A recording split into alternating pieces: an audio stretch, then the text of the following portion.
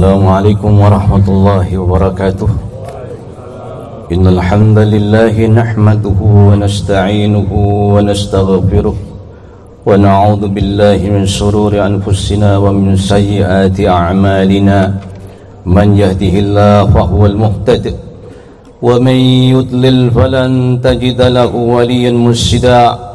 Asyhadu an la ilaha illallah wahdahu la syarika lah wa asyhadu anna Muhammadan abduhu wa rasuluh. Allahumma salli ala Muhammadin nabiyil ummi wa ala ahli baitihi wa ala azwajihi wa dhurriyyatihi kama sallaita ala Ibrahim wa ala ali Ibrahim wa barik ala Muhammadin nabiyil ummi wa ala ahli baitihi wa ala azwajihi wa dhurriyyatihi كما باركت على إبراهيم وعلى آل إبراهيم في العالمين إنك حميد مجيد. فيا أيها الحاضرون والحاضرات رحمكم الله، أوصيكم وإياي بتقوى الله في السر والعلن، وقد فاز المتقون كما قال تعالى عز من قائل وهو أصدق القائلين: يا أيها الذين آمنوا اتقوا الله حق تقاته ولا تموتن إلا وأنتم مسلمون. يا أيها الذين آمنوا اتقوا الله وقولوا قولا سديدا يصلح لكم أعمالكم ويغفر لكم ذنوبكم ومن يطع الله ورسوله فقد فاز فوزا عظيما. يا أيها الناس اتقوا ربكم الذي خلقكم من نفس واحدة وخلق منها زوجها وبث منهما رجالا كثيرا ونساء واتقوا الله الذي تساءلون به والأرحام إن الله كان عليكم رقيبا. الله أكبر الله أكبر لا إله إلا الله Allahu Akbar walillahil hamd. Hadirin wal hadirat rahimakallah, mari kita senantiasa bersyukur kepada Allah atas anugerah iman, anugerah kesehatan dan kesempatan sehingga di pagi ini dengan izin Allah semata kita dipertemukan dengan Idul Adha yang kesekian kalinya. Semoga Idul Adha ini akan membawa atau menyebabkan kita bertambah semakin yakin, semakin iman akan janji-janji Allah, dan kita besarkan, kita pakaikan akbar atau kalimatut tauhid, kalimatut takbir dan tahlil. Allahu Akbar, Allahu Akbar, la ilaha illallah, Allahu Akbar walillahil hamd. Kita meyakini bahwa yang tidak ada yang patut untuk diagungkan dan berhak untuk diagungkan kecuali Allah, yaitu Allah yang Maha Besar. Dan kemudian kita bersemboyan la ilaha illallah, tidak ada Tuhan yang berhak untuk disembah kecuali Allah. Yang berikutnya kemudian kita harus mengucapkan walillahil hamd, hanya Allah zat yang berhak untuk disanjung dan dipuji. Kita semuanya tidak boleh punya harapan untuk dipuji. Maka kemudian kalau kita berhasil melakukan kebaikan, kita biasanya diucapkan oleh orang yang dibaiki oleh kita dengan mengucapkan jazakallah khairan katsiran uskuran kunta maskuran. Kita mengucapkan la nuridu minkum jazaan bala syukuran. Kita mengucapkan afwan. Orang Islam ketika diucapkan oleh saudaranya terima kasih ya, terima kasih, maka orang Arab mengucapkan afwan yang artinya maaf. Apa itu maaf? Ujuk-ujuk kok maaf? Itu dikatakan la syukran 'alal wajib afwan. Tidak ada haknya seorang hamba untuk mengharapkan mengucapkan terima kasih.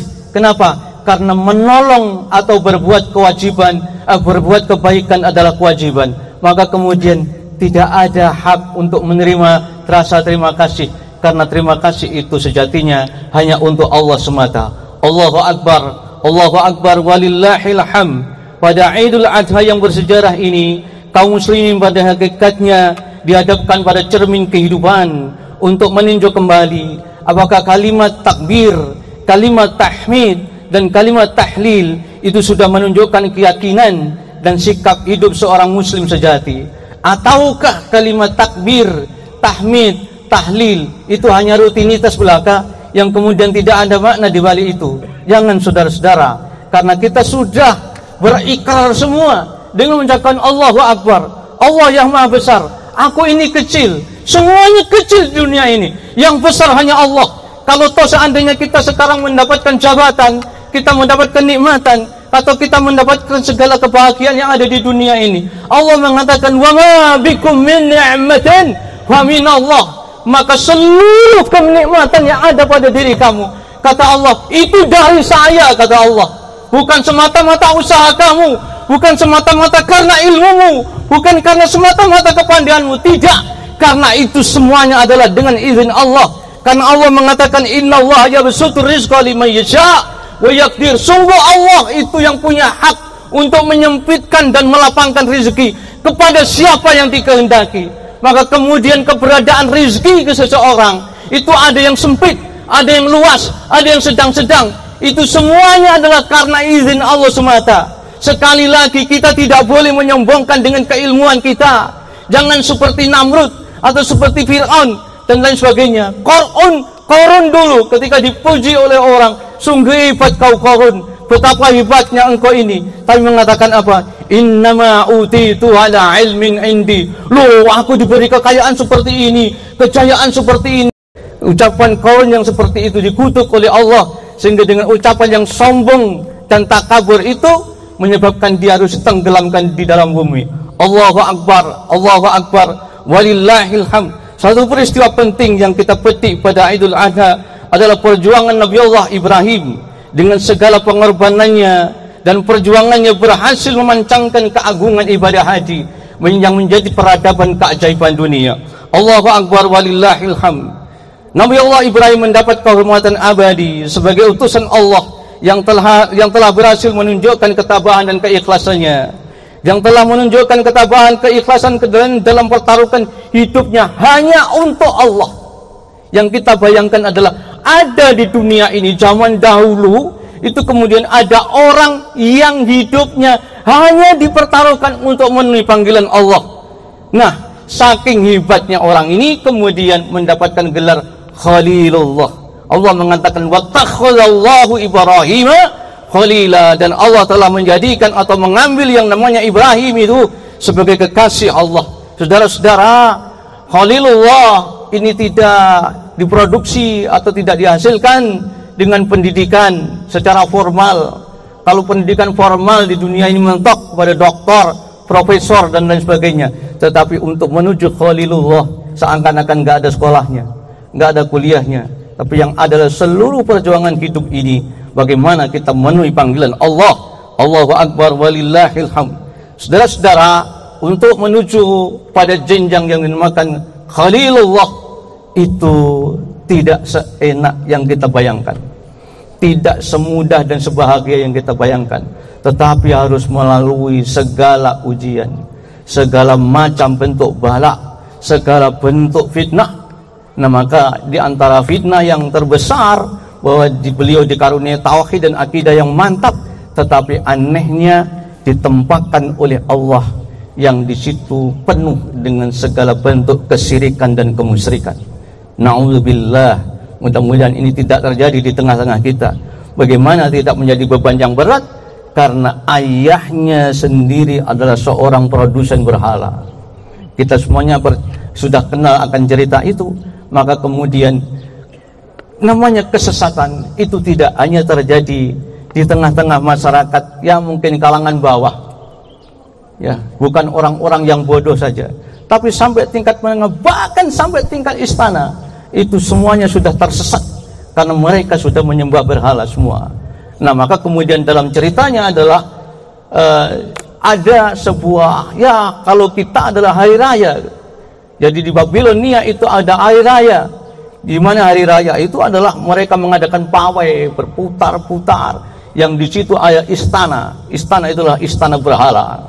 Nah, kemudian karena Nabi Allah Ibrahim ini berpikir tentang ketauhidannya dengan keimanan yang teguh, dia berpikir, dia merasa risih dengan keadaan yang seperti ini.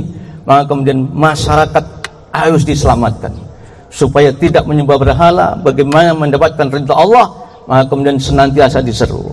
Maka diantaranya wa id qala Ibrahim wa id qala li abihi wa qaumi ma hadzal ladzi tamathilul ladzi antum bihi aqifuna. Dia berkata kepada bapaknya sendiri dan kepada kaumnya, hei, apa sih patung-patung yang kalian sembah ini?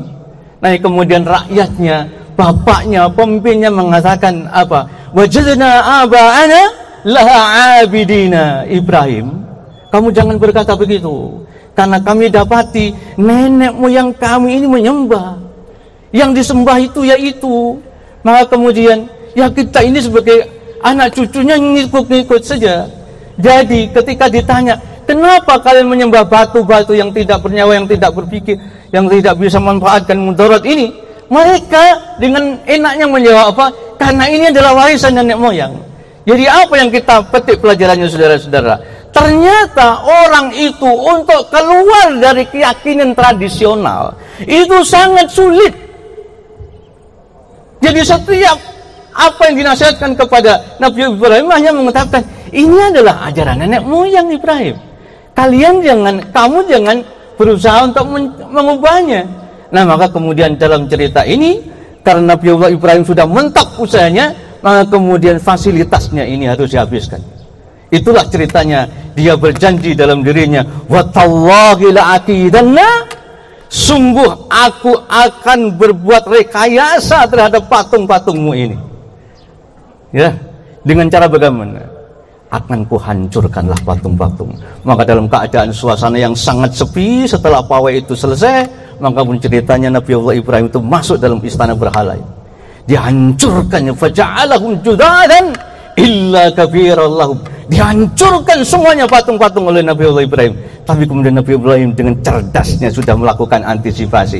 Ditinggalkanlah yang paling besar.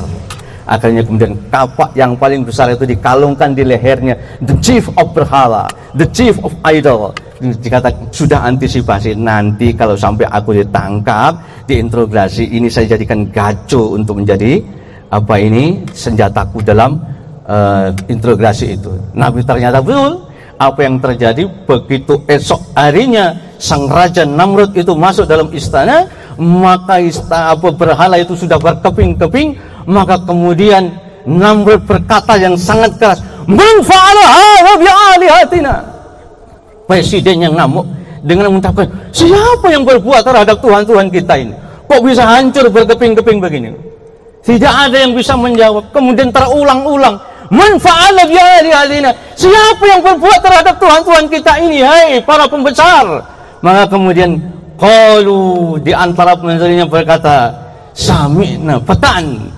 Aku mendengar ada seorang namanya Ibrahim. Yazkum, ini Nabi Ibrahim yang mengaku sok Nabi itu, apa ini, sering dia menghina-hina Tuhan kita ini, wahai raja. Maka dengan naik pitamnya sang Namrud mengatakan apa? Fa'tu bihi ala ayunin nas la'allahum yashhadun. Kalau begitu tangkap dia, hadirkan dia supaya bisa disaksikan oleh seluruh mata yang ada di dunia ini. Maka kemudian seluruh intel atau polisinya saat itu disebar untuk menangkap Fatan. Itu dinamakan pemuda, karena kisahnya Nabiullah Ibrahim saat ini masih pemuda belum menikah. Apa yang terjadi, saudara-saudara? Walaupun Ibrahim itu sembunyi-sembunyi atau melarikan diri kemana, tapi kemudian intelnya, polisinya terlalu banyak saat itu, akhirnya tertangkap. Begitu tertangkap kemudian diadili. Ketika diinterogasi, hakimnya saat itu langsung presiden, bukan MA, bukan mahkamah dan lain sebagainya. Maka kemudian saat itu dikatakan, "Anta fa'alta bi alihatina ya Ibrahim."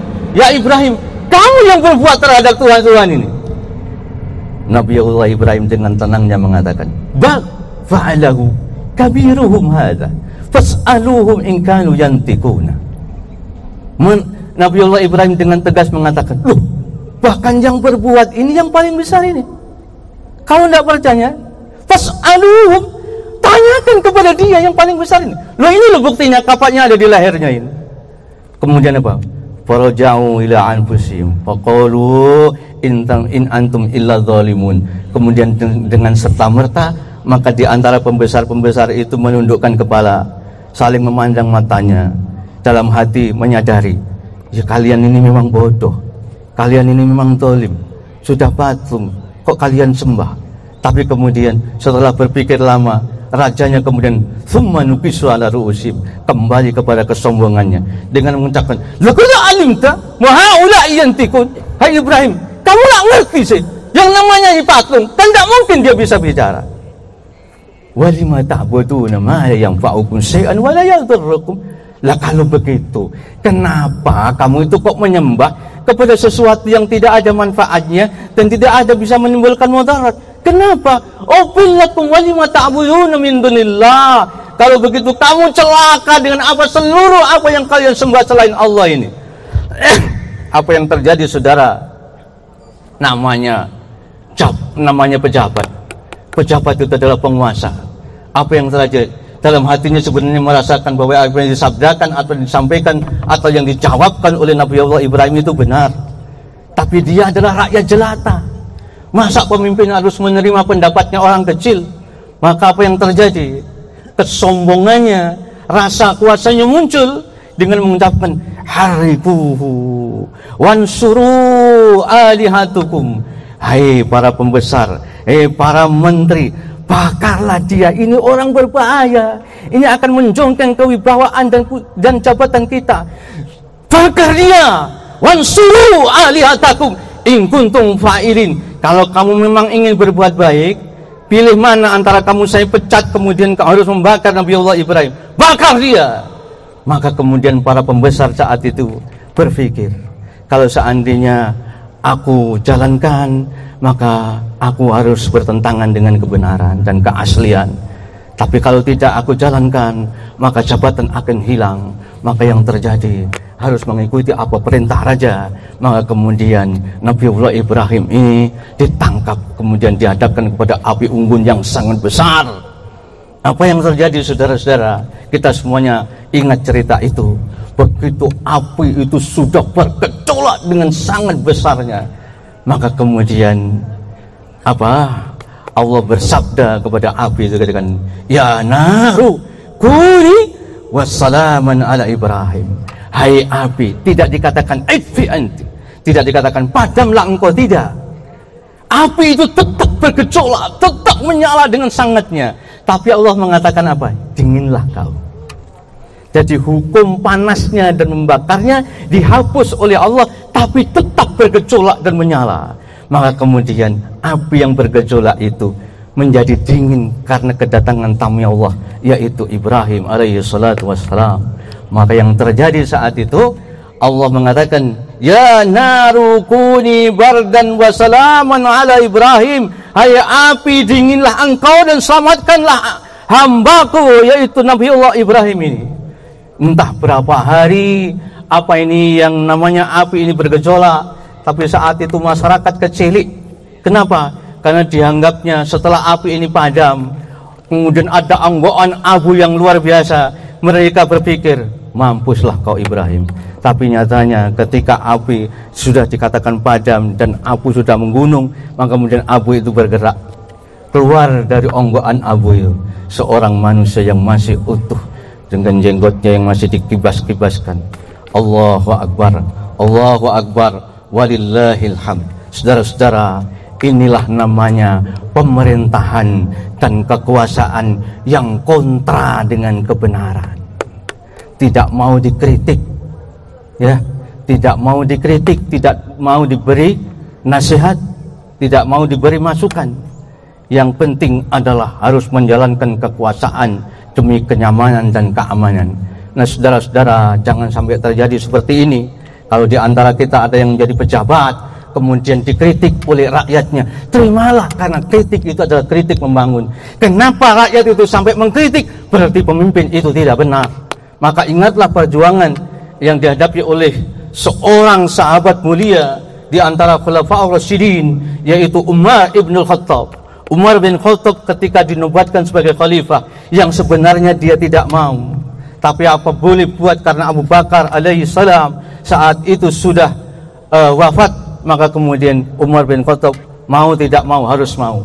Maka ketika saat dia dilantik di atas mimbar yang sangat gagah perkasa, dia mengucapkan, hai semua hamba Allah, hai rakyatku, siapakah yang berani mengingatkan aku jikalau aku sudah melenceng dari Quran dan Sunnah Rasulullah SAW?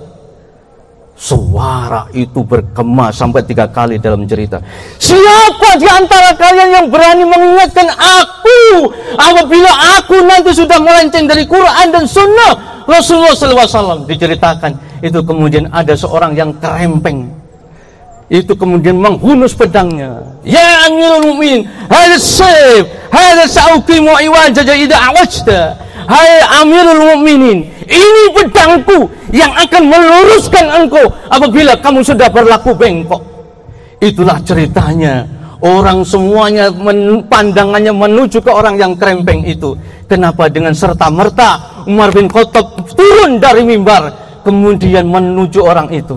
Semua rakyat yang hadir saat itu sudah berpikir, hukuman apa yang akan diterima oleh orang ini? Kok berani-beraninya berkata seperti itu? Kemudian orang ini dipegang oleh Umar bin Khattab, kemudian dibawa di atas mimbar. Umar bin Khattab mengucapkan, Alhamdulillah, segala puji bagi Allah yang telah menjadikan umat ini, orang ini lebih takut kepada Allah daripada takut kepada Umar. Masya Allah. Semoga akan muncul di tengah-tengah negara Indonesia ini ada pemimpin yang selevel Umar bin Khattab walaupun tidak persis. Allahu Akbar, Allahu Akbar, walillahil hamd.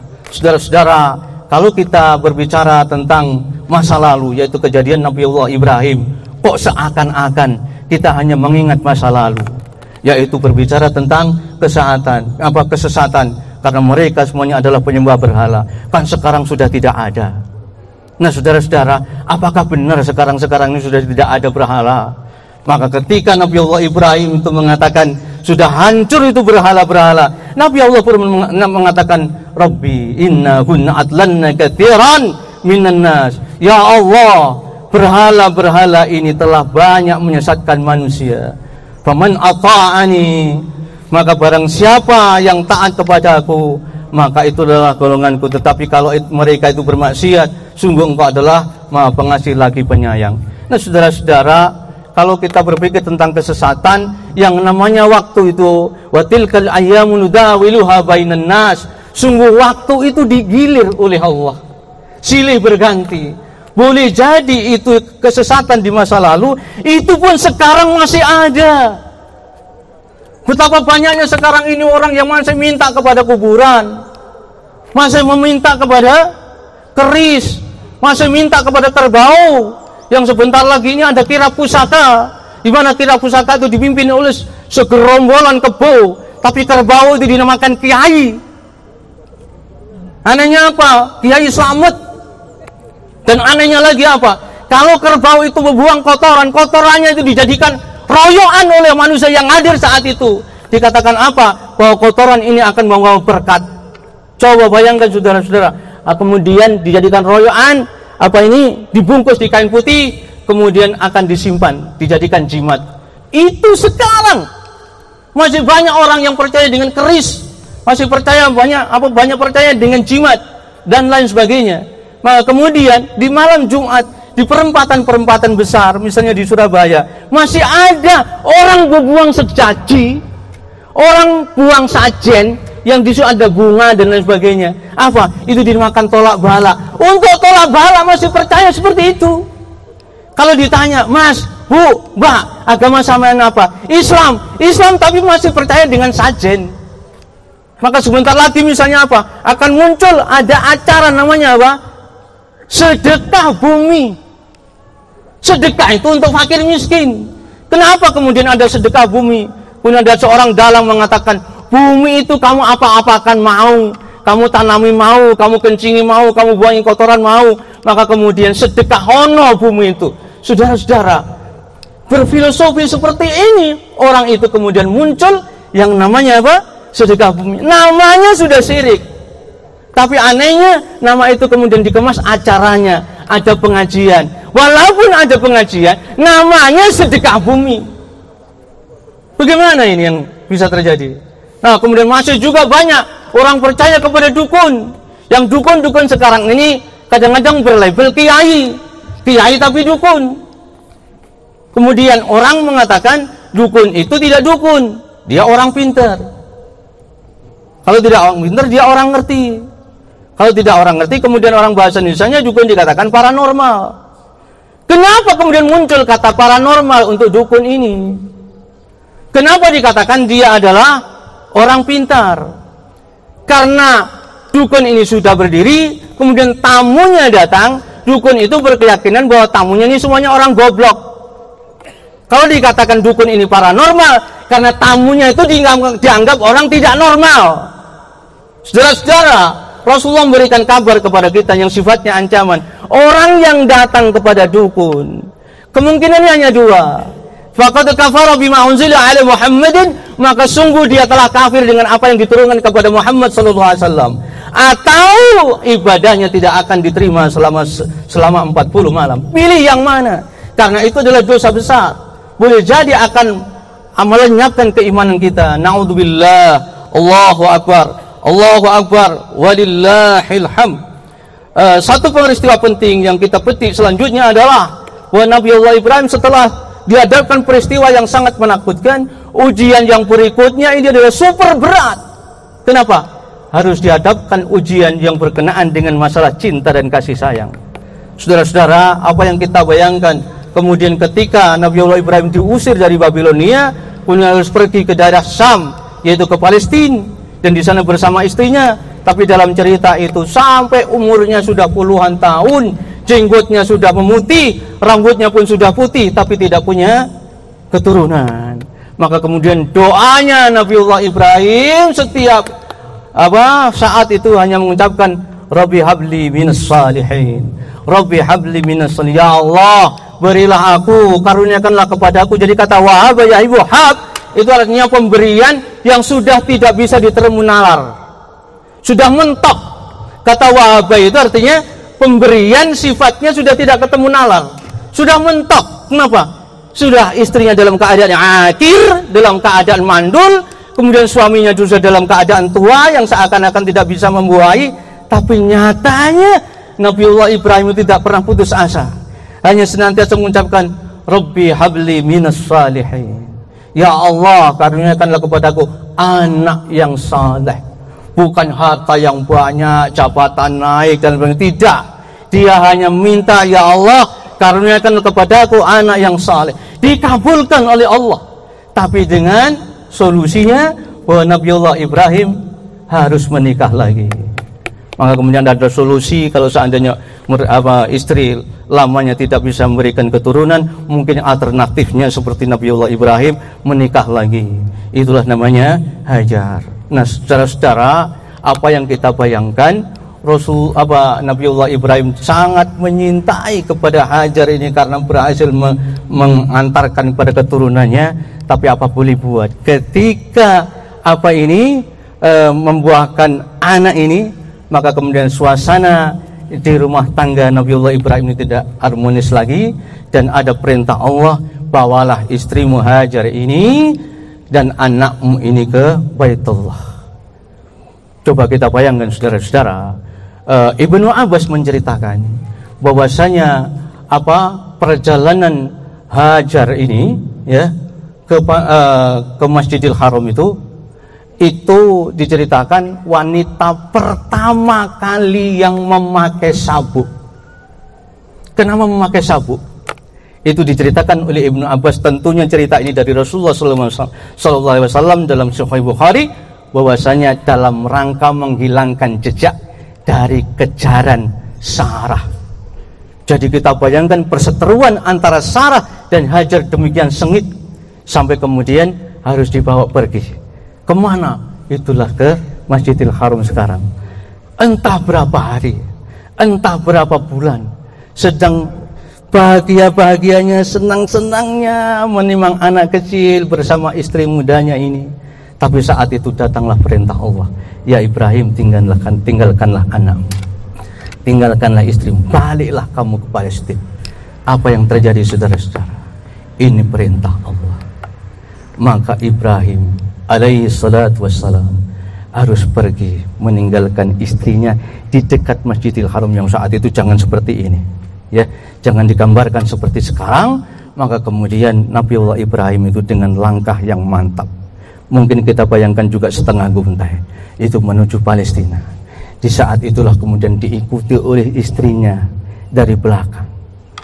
Mengikutilah yang namanya istrinya Hajar dengan mengatakan, ila aina ya Ibrahim, ila aina tadhabu ya Ibrahim, mau kemana engkau pergi wahai suamiku Ibrahim? Wa tatrakuna bihadzal wadi alaysa fihi insun wala syai'un yakfini. Ya Ibrahim, kau tinggalkan aku di lembah yang tidak ada manusia, tidak ada sesuatu yang mencukupi dirimu. Dalam cerita itu Nabiullah Ibrahim tidak menghentikan langkahnya dan tidak menoleh ke wajah istrinya. Yang kita bayangkan kalau seandainya Nabiullah Ibrahim saat itu menoleh, kemudian Hajar dalam keadaan menitikkan air matanya, apa yang terjadi di saat itu, saudara? Maka Nabiullah Ibrahim ini tidak mau dan tidak menoleh. Bahasa kita seakan-akan tidak menggubrisnya, tapi itu sebuah keterpaksaan. Diulang-ulang itu, wa qarrara dzalika lahu, diulang-ulang, tapi oleh Nabiullah Ibrahim tidak dijawab sepatah kata pun. Akhirnya karena kesel namanya Hajar itu, kemudian Hajar bertanya begini, Allahu amaraka bihadza, hai suamiku Ibrahim, apakah Allah menyuruhmu seperti ini sehingga aku kau tinggalkan dalam keadaan sendiri tanpa ada orang dan sesuatu yang mencukupi diriku? Allahu amaraka bihadza, apakah Allah yang menyuruhmu demikian wahai suamiku? Saat itu baru Nabiullah Ibrahim menjawab, nah, iya. Itu pun tidak menoleh, saudara-saudara.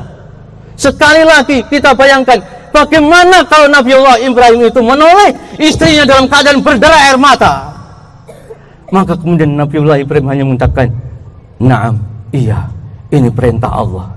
Kemudian istrinya mengatakan, idzan la yudayyi'ani faraja'at.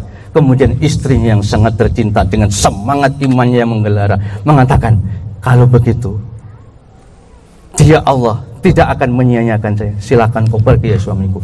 Kemudian Hajar ini kembali ke tempatnya. Maka kemudian dari perjalanan yang sudah semakin jauh, yang bayang-ayang itu kemudian tidak ada.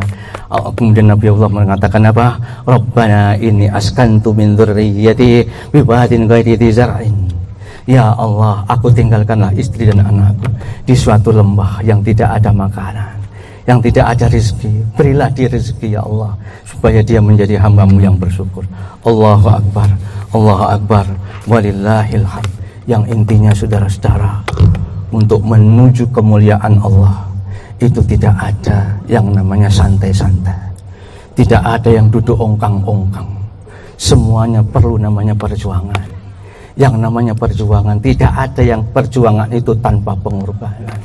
Maka dari itu kalau kita bayangkan bahwa Nabiullah Ibrahim itu sudah mengorbankan segalanya, kemudian kita sebagai hamba Allah yang mengucapkan inna sholati wa nusuku, sungguh sholatku, ibadahku, wa mahyaya wa mamati, hidup dan matiku lillahi rabbil alamin, hanya untukmu, oh my God, hanya untukmu wahai Tuhanku ya Allah.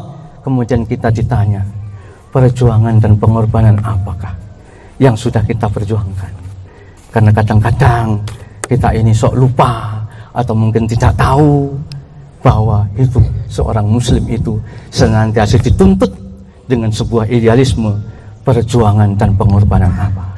Sekali lagi, tidak ada perjuangan tanpa pengorbanan. Maka kemudian yang kita bayangkan bagaimana dengan baginda kita Rasulullah SAW dengan para sahabatnya dan para mujahidin untuk menegakkan kalimat la ilaha illallah, untuk menegakkan kalimat, untuk meninggikan dan kalimat Allah, yaitu agama Islam ini yang kita sekarang kita peluk semua ini, semua atas jasa dari Rasulullah Muhammad SAW dan para sahabatnya dan para mujahidin.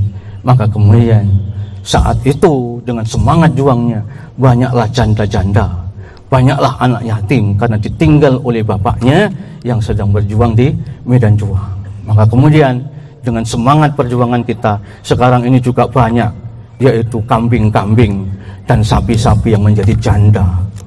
Kenapa? Ya karena suaminya, atau kambing-kambing, sapi-sapi yang jantan banyak yang kita sembelih, jadi kasihan.